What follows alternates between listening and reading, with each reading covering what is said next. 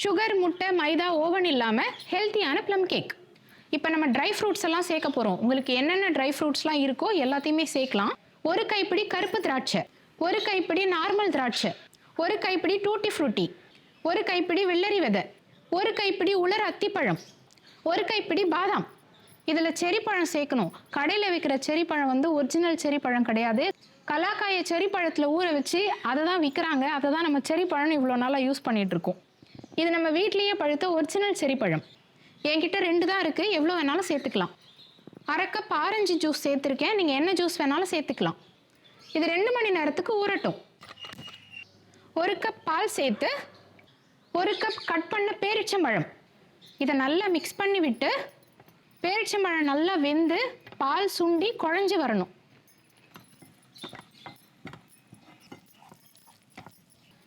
நல்லாவே ரெடி ஆயிடுச்சு. அடுப்பு ஆஃப் பண்ணி இதை மிக்ஸி ஜாரில் சேர்த்து ஒரு ஏலக்காய், சின்ன பட்டை, 3 கிராம்பு, ஜாதிக்காய் சேர்த்துக்கலாம். நான் ஜாதி பத்திரி சேர்த்துருக்கேன். எல்லாத்தையும் ஒன்றா போட்டு 1/4 கப் எண்ணெய் சேர்த்து தேங்காய் எண்ணெய் சேர்த்துருக்கேன்.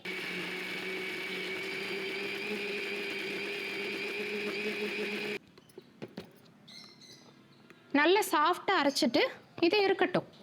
ஒரு பவுலில் அரை கப் பால் சேர்த்து 2 ஸ்பூன் வினிகர் சேர்த்து இது ஒரு 10 நிமிஷம் ரெஸ்ட் விட்டுடலாம். பேனில் 2 ஸ்பூன் நாட்டு சர்க்கரை, 1 ஸ்பூன் தண்ணி சேர்த்து இது ஜஸ்ட் கரைஞ்சா போதும். அடுப்பு ஆஃப் பண்ணிக்கலாம். இது கேக்குக்கு கலர் கொடுக்கறதுக்காக. இது இருக்கட்டும். ஊற வச்ச ட்ரை ஃப்ரூட்ஸோட மிக்சியில் அரைச்சதை சேர்த்து கரைச்சி வச்ச நாட்டு சர்க்கரையை சேர்த்து 1 ஸ்பூன் வெனிலா எசன்ஸ் இதை நல்லா மிக்ஸ் பண்ணி விட்டு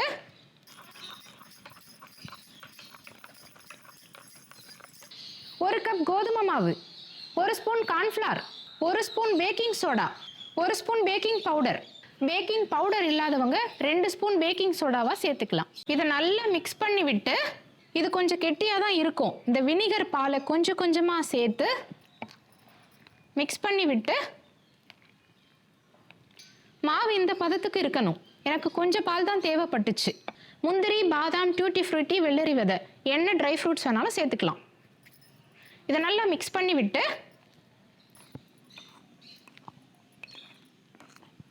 கேக் டின் எடுத்து சுற்றிலும் தேங்காய் எண்ணெய் நல்லா தடவி விட்டு இதை அப்படியே சேர்த்து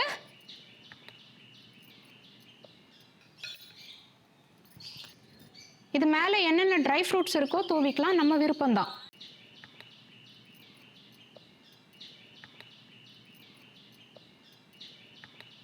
அடுப்பில் அடிகனமான பாத்திரம் வச்சு ஸ்டாண்ட் ஒன்று வச்சு இது ரெடி பண்ணி 10 நிமிஷத்துக்குள்ளேயே வேக வச்சிடணும். அப்போ தான் கேக் ப்ளஃபியாக வரும். இது கேஸ்கட் இல்லாமல் மீடியம் ஃப்ளேமில் 40லேருந்து 45 நிமிஷத்துக்கு வேகணும்.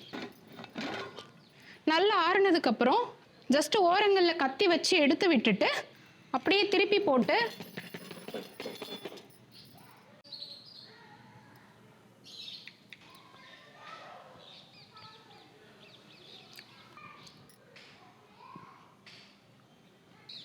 டேட்ஸோட நேச்சுரல் ஸ்வீட்னஸ் செமையாக இருக்குது. ஆக்சுவலி நம்ம ஃபஸ்ட் டைம் ட்ரை பண்ணுறோம். வேறு லெவல்.